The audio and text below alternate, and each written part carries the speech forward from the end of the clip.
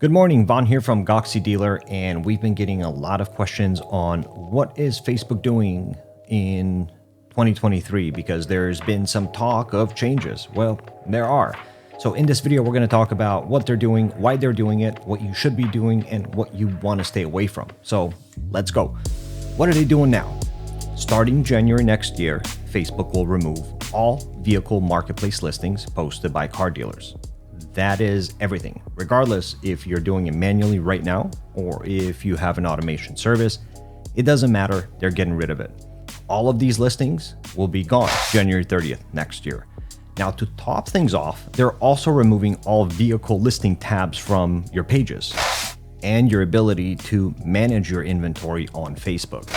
So all connection to your dealership page will be gone. Why are they doing this now? Well, not that any of us really care why Facebook does anything, because sometimes they themselves don't know. Duh. Given how they've handled the entire marketplace since the beginning with dealers and feeds and providers. But this time they're saying it's to cut down inaccurate spam listings. All dealers will be removed from the marketplace, as well as inventory from the dealership pages. This goes for real estate and rental listings as well. Maybe to level the playing field, who knows? Stay with me here though. They will continue to offer vehicle listings on Marketplace if you're posting from a personal profile.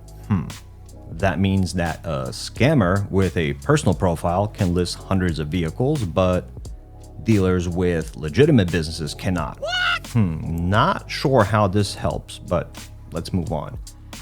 That also means that dealers can list as many vehicles as they want on Marketplace with a personal profile, because currently there is no limit to how much you can list on Marketplace from a personal profile. Now, that's interesting because right now they're not charging anyone to list on Marketplace if it's coming from a personal profile. So here's what I think they're going to do.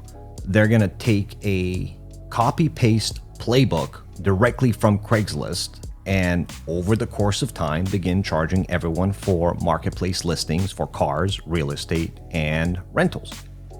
That will make sense. All right, so enough of the whys and let's get into what you can do. Your ability to advertise vehicles with paid ads on Craigslist and Instagram, even Marketplace, will not be affected. So naturally, you can continue to run your vehicle ads on Facebook, and hopefully you're doing some of that already. But this has me thinking like, I wonder if this is a plan to boost more ad revenues. But nah, Facebook wouldn't do that, would they? All kidding aside, you should be running some Facebook ads because it allows you to target people who have visited your website and discover some real leads and opportunities, but only if this is done correctly. So for those of you not doing it already, set a small budget for retargeting ads for people who have been on your site in the last 30 days. Those are probably your freshest leads. Run ad campaigns specific in your area, buyers, price ranges, and only advertise vehicles you have for sale. Unless you have a really large budget, then go ahead and run some branding campaigns, but that's usually reserved for branding, not directly vehicle sales on a VIN level with what you have in inventory, if that makes sense. So it's crucial to have an agency run these ads with a forensic approach, not just another like playbook, copy, paste, plug and play system. So if you're going to do this, get somebody who knows how to do it. Ultimately, you can publish your vehicles on Marketplace from your personal profile, but that'll only work if maybe you have 10 cars on the lot or, I don't know, 2 salespeople. Otherwise, it's probably a waste of your time. Now let's get into what you shouldn't be doing. Forget about looking for workarounds. You'll have your usual software providers coming in and saying, hey, look, here's a loophole. This is how we can trick the system, blah, blah, blah. I mean, this is everything that's happened over the last year. Forget about it. Listen, if Facebook decided to put an end to this, they will put an end to it. They will ban pages as well as profiles. It's not worth it. Spend a couple $100 on Facebook campaign, maybe a smaller budget, and it'll give you so much more value. So to wrap this up, our industry is changing so fast since COVID began. Like first we can't get inventory at all, then we're paying retail at auction, but that's okay because we have a ton of leads who are willing to pay and we don't care about marketing at that point.